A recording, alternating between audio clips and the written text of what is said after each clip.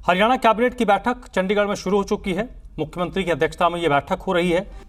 Cabinet की बैठक शुरू हो चुकी है और अब भविष्य में जितने भी कैबिनेट की बैठक होंगी, जितनी कैबिनेट की बैठकें होंगी, उसमें कहीं ना कहीं विधानसभा चुनाव का एक छाया नजर आएगा, क्योंकि सरकार की कोशिश होगी कि अब आने वाले जो 3 महीने या 3.5 महीने 4 महीने जितने भी हैं, उनमें ज़्यादा से ज़्यादा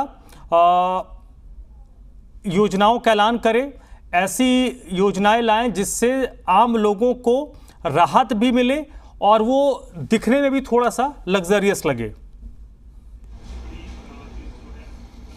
बिल्कुल, क्योंकि विधानसभा चुनाव नज़दीक आ रहे हैं और सरकार के पास बहुत ज़्यादा समय भी नहीं बचा है काम करने के लिए, अलग अलग योजनाएं शुरू करने के लिए। क्योंकि जिस समय लोकसभा चुनाव थे और आचार संहिता लगी हुई थी, उस समय सरकार की ओर से बहुत सारी योजनाएं पहले ही तैयार कर ली गई थी, ताकि जब आचार संहिता हटेगी उसके हटने के तुरंत बाद उन योजनाओं पर काम करना शुरू हो जाए और लोगों के लिए वो योजना लागू कर दी जाए और लोगों को उनका लाभ भी मिलना शुरू हो जाए।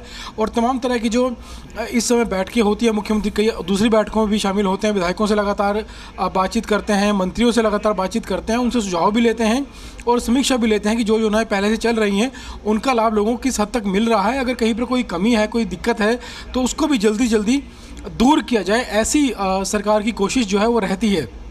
लेकिन कुछ मुद्दे ऐसे होते हैं जो बड़े मुद्दे होते हैं, जिनको मुख्यमंत्री अपने स्तर पर उसके लिए आदेश नहीं दे सकते। इसके लिए कैबिनेट बैठक में उसके लिए चर्चा करनी पड़ती है।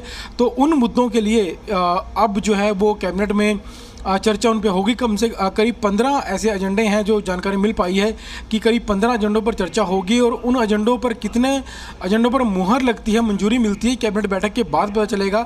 लेकिन जैसे कि जो मुख्य जो एजेंडे हैं, जैसे कि बुढ़ापा पेंशन बढ़ाई जा सकती है, उसको लेकर बातचीत हो सकती है। इसके अलावा सरकार अपना राजस्व किस तरह से बढ़ा सकती है, उसको लेकर बातचीत हो सकती है। डेंटल कॉलेजों में जो कर्मचारी भर्ती होते हैं, उनमें कॉन्ट्रैक्ट की कर्मचारी भर्ती किए जाएं, ये एक मुद्दा रहेगा। और इसके अलावा प्रदेश में जो अलग अलग विभागों में कच्चे कर्मचारी और पक्के कर्मचारी काम कर रहे हैं, उन कर्मचारियों के लिए अलग अलग योजनाएं और अलग अलग घोषणाएं सरकार लेकर आ सकती है। और कई मुद्दे हैं, जैसे कि प्रदेश में इस समय कई मुद्दे हैं, जैसे किसानों का मुद्दा हमेशा जो है वो प्राथमिकता रहता है सरकार की, तो किसानों को लेकर बातचीत हो सकती है। या जो दूसरे मुद्दे अगर हम बात करें, चाहे वो स्वास्थ्य का मुद्दा है, शिक्षा का मुद्दा है, इन मुद्दों पर जो है कोई ना कोई एजेंडे पर चर्चा हो सकती है।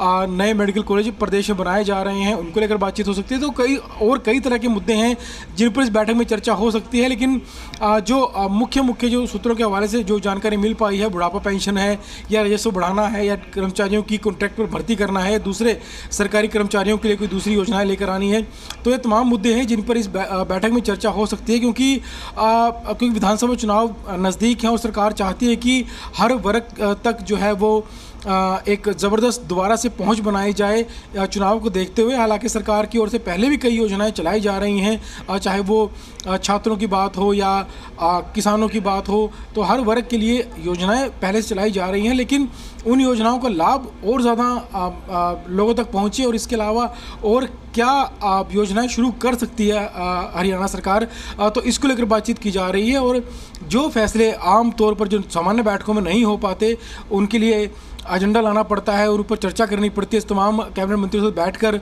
और उसके बाद जब उस पर मोहर लगती है तब सरकार उसको लागू कर सकती है। तो ऐसे जो मुद्दे थे उनके लिए बैठक बुलाई गई है, क्योंकि बैठक पिछले काफ़ी समय से जो है कैबिनेट की बैठक नहीं हो पाई थी, तो अब बैठक बुलाई गई है। तो 15 के करीब एजेंडों पर चर्चा की जाएगी और किन किन एजेंडों पर मंजूरी मिलती है वो बैठक के बाद जानकारी मिलेगी। लेकिन ये बात बिल्कुल सही आपने भी कही कि विधानसभा चुनाव की जो झलक है वो ज़रूर अब इस तरह की बैठकों में दिखाई देगी। जी नहीं, और विशेष तौर पर इसमें एक जो बुढ़ापा पेंशन है, बुढ़ापा पेंशन कांग्रेस के एजेंडे में सबसे ऊपर नज़र आता है, जिसमें भूपेंद्र हुड्डा हर मंच पर जाकर कहते हैं कि कांग्रेस की सरकार बनेगी तो हम 6,000 कर देंगे। जननायक जनता पार्टी वो पिछले बार ही 5100 की बात कहती रही और कहा कि सरकार में, क्योंकि हमारी सरकार नहीं, हम सरकार में सहयोगी है, तो हमसे जितना बन पाया हमने सरकार का दबाव डालकर उतना करवा दिया। तो उनके पास एक है, भारतीय जनता पार्टी की कोशिश होगी कि कम से कम इस मामले को साधा जाए। और दूसरा जो खबर ये भी है कि रिटायरमेंट में जो एज ग्रुप है उसको थोड़ा, जो एज लिमिटेशन है उसको थोड़ा एक्सटेंड कर दिया जाए। इससे कम से कम जो ओपीएस और एनपीएस का झगड़ा है उसको सरकार कोशिश कर सकती है कि थोड़ा सा उसको दबा दिया जाए, क्योंकि अगर एज लिमिटेशन बढ़ेगा तो जो वर्तमान कर्मी हैं उनमें एक उत्साह बढ़ेगा सरकार के पक्ष में। बिल्कुल दोनों बातें सही हैं। अगर हम पहली बात करें बुढ़ापा पेंशन की, तो 3,000 रुपये पेंशन सरकार अब बढ़ा चुकी है और ऐसा माना जा रहा है कि चुनाव से पहले एक बार और सरकार इसमें इजाफा कर सकती है।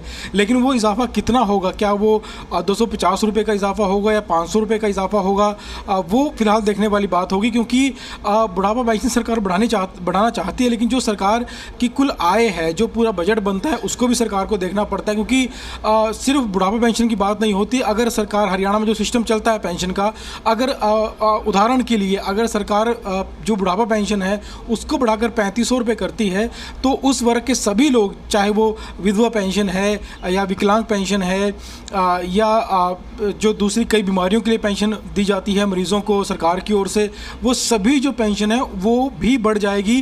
तो एक पेंशन इसको कहा जाना चाहिए, बल्कि बुढ़ापा पेंशन नहीं, सिर्फ सारी जो जितने भी वर्ग आते हैं जो पेंशन लेते हैं, उन सब की पेंशन जो है वो समान रहती है और उन सब की पेंशन सरकार को ऑटोमेटिक वो बढ़ जाएगी। तो यानी राजस्व के ऊपर बोझ पड़ता है, तो उसको भी देखना पड़ेगा सरकार को लेकर। अगर विपक्षी दल जो बात बोलते हैं कि हम 6,000 पेंशन करेंगे या 5,000 पेंशन करेंगे, तो उनको ये भी क्लियर जो है वो करना पड़ेगा उस दौरान कि वो कैसे करेंगे। क्योंकि लगातार जो कर्जा है प्रदेश पर, वो भी इस समय काफ़ी बढ़ चुका है। 2.5-3 लाख रुपये कर्जा, 2.5-3 लाख करोड़ रुपये कर्जा प्रदेश पर है। तो ये एक वो भी बात है कि सरकार पेंशन बढ़ाना चाहती है और सरकार पेंशन बढ़ा सकती है चुनाव से पहले, लेकिन वो कितना बढ़ाएगी वो देखने वाली बात होगी। दूसरी जो बात आपने की जो कर्मचारियों की जो आय बढ़ाने की बात है, ये एक ऐसा मुद्दा है, ये काफ़ी पेचीदा मुद्दा है। क्योंकि कहने में एक सरल लगता है कि 58 साल उम्र है रिटायरमेंट की, उसको 60 साल कर दी जाए, 61 साल कर दी जाए, लेकिन ये उतना सरल है नहीं, काफ़ी पेचीदा मुद्दा है। एक तरफ सरकार कर्मचारियों को तो खुश कर सकती है आय जो उम्र की सीमा है वो बढ़ाकर, लेकिन कहीं ना कहीं जो युवा वर्ग है उसमें भी एक गलत संदेश जा सकता है। क्योंकि उनके लिए नौकरियों की जो मौके हैं वो इससे कम हो जाएंगे कि जो कर्मचारी, अगर 1,000 कर्मचारी 58 साल की उम्र में रिटायर होने थे और उनकी जगह नए कर्मचारी भर्ती करने थे, तो उनको 2 साल और इंतज़ार करना पड़ेगा। और ऐसे में कई ऐसे युवा होते हैं जिनकी उम्र जो है वो बढ़ जाती है, बाद में वो सरकारी नौकरी अप्लाई नहीं कर सकते। तो सरकार इन तमाम ठीक है पहलुओं को देखेगी कि आखिर जिससे कर्मचारियों को भी खुश किया जा सके और युवाओं के रोजगार के अवसर भी ज़्यादा पैदा किए जा सके। बहुत बहुत शुक्रिया विजय राणा आपका इस पूरी बातचीत के लिए।